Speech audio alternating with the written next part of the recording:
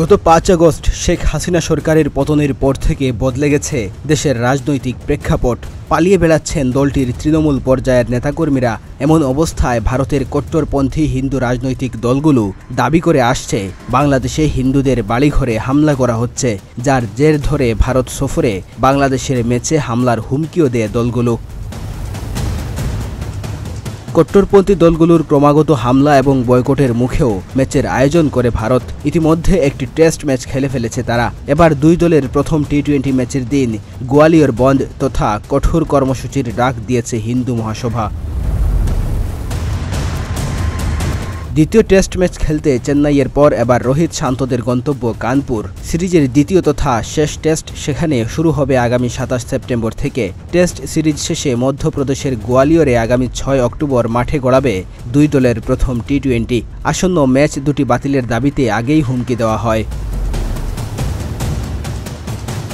যদিও হিন্দু মহাসভার হুমকি আমলে নেয়নি ভারতীয় ক্রিকেট কন্ট্রোল বোর্ড। ভেন্যু ঘিরে নিরাপত্তা জোরদার করেছে ভারতীয় পুলিশ। দেশটির গণমাধ্যমের দাবি, কানপুরে হিন্দু মহাসভার ২০ সদস্যের বিরুদ্ধে এফআইআর করেছে police.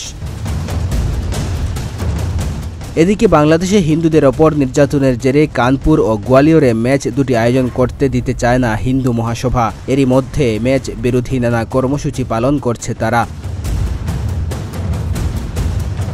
Hindu মহাসভার vice president Joybir Bhardwaj গত সোমবার গোয়ালিয়রে ভারত বাংলাদেশ ম্যাচ অনুষ্ঠিত হওয়ার বিরোধিতা করে বলেছিলেন, তারা চান না নির্মমভাবে হিন্দু নির্যাতনকারী কোনো দেশের বিরুদ্ধে এখানে ম্যাচটি হোক। তাই তারা ম্যাচের দিন গোয়ালিয়র বন্ধ তথা ধর্মঘটের ডাক দিয়েছে। তবে নিত্য প্রয়োজনীয় জিনিসপত্র, মেডিকেল সেবা ও জরুরি বিষয়াদি এই ধর্মঘটের আওতার বাইরে থাকবে বলেও জানানো হয়েছে। গোয়ালিয়র বন্ধ নিয়ে এখনও কোনো প্রতিক্রিয়া পাওয়া যায়নি বিসিসিআইয়ের।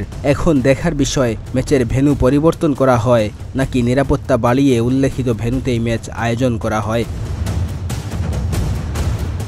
এর আগে ছাত্র জনতার তীব্র আন্দোলনের মুখে গত ৫ আগস্ট বাংলাদেশে দেখেছে ক্ষমতার পালাবদল।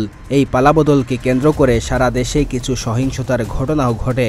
ভারতীয় বিভিন্ন সংবাদ মাধ্যম ও সোশ্যাল মিডিয়া প্ল্যাটফর্মে বলা হয়, বাংলাদেশের নানা প্রান্তে সনাতন ধর্মের অনুসারী হিন্দু সম্প্রদায়ের ওপর হামলা চলছে। যদিও পরবর্তীতে ফ্যাক্ট চেকে উঠে আসে এসবের প্রায় বেশিরভাগই ছিল গুঞ্জন।